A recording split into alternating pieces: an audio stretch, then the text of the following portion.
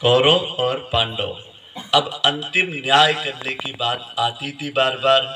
तो एक दिन अश्वत्थामा के मन में आया कि मुझे कौरवों की तरफ से अपना ब्रह्मास्त्र छोड़ देना चाहिए, क्योंकि गुरु द्रोणाचार्य ने ब्रह्म विद्या अर्जुन को भी सिखाई है। कभी उसने पहले छोड़ दिया तो मैं रह जाऊंगा। अब इसने जैसे ब्रह्मास्त्र छोड़ा अश्वत्थामा ने, और जैसे ही ब्रह्मास्त्र जो सिद्धि देता ना उसको पता रहता है, तो उनको पता लगा। तो गुरु द्रोण ने एकदम तपस्या में से खड़े हुए और जोर से ब्रह्मास्त्र को रोक करके कहा, रुको। मूर्ख अश्वत्थामा ने इस समय ब्रह्मास्त्र छोड़ दिया है, अभी इसकी जरूरत नहीं थी। इतने में फिर अर्जुन को पता लगा, क्या ब्रह्मास्त्र छूट गया, मेरी पूरी सेना मेरे भाइयों का क्या होगा। उसने भी बाण उठाया और दे मारा ब्रह्मास्त्र। अब दोनों जब आकाश में गए तो बीच में कौन खड़े हो गए? दोनों के गुरु एक ही थे, गुरु द्रोणाचार्य। और उनको समझाया दोनों को, बोले देखो अभी तो मेरी तप की शक्ति से मैंने तुम दोनों के ब्रह्मास्त्र को लड़ने से रोक रखा है, लेकिन तुम इनको वापस ले लो। यदि वापस नहीं लोगे तो तुम एक भी बचने वाले नहीं हो।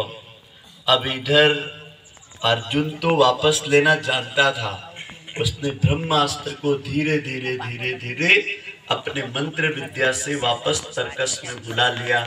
लेकिन उधर अश्वत्थामा वो जानता नहीं था, छोड़ तो बेटा, लेकिन उसको बुलाना नहीं जानता था। अब बुलाना नहीं जानता था तो परिणाम क्या हुआ? गुरु द्रोण को बहुत गुस्सा आया उसके ऊपर और उसको बुलाया, बहुत डांट फटकार लगाई। बाकी वो तो छोड़ चुका था, जानता नहीं था कि क्या होगा। लेकिन अब छोड़ा गया बाण कहीं तो जाएगा।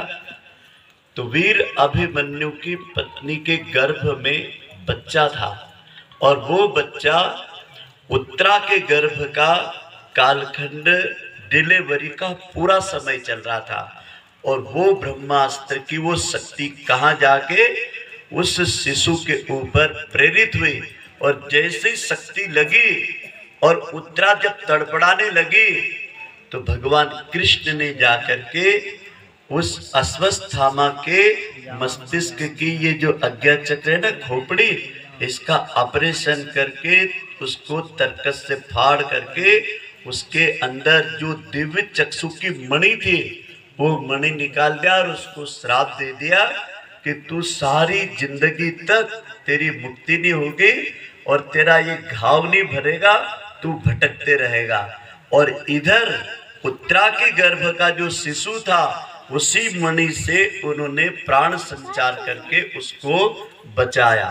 तो आपसे निवेदन है कि ये दो जो धड़े हैं ना, एक है विज्ञान का धड़ा, ये अश्वत्थामा ये विवेक रूपी मणि को निकाल के भौतिक जगत की वस्तुओं का उपयोग कर रहा है। ब्रह्मास्त्र सावित्री का भी छूट गया और गायत्री का भी छूट गया, लेकिन जो गायत्री साधना से इस भौतिक विज्ञान का सदुपयोग करते हैं वह उस ब्रह्मास्त्र के प्रकोप से बचेंगे, क्योंकि ब्रह्मा की दोनों शक्तियां इन दिनों उसी तरीके से जैसे महाभारत काल में थी।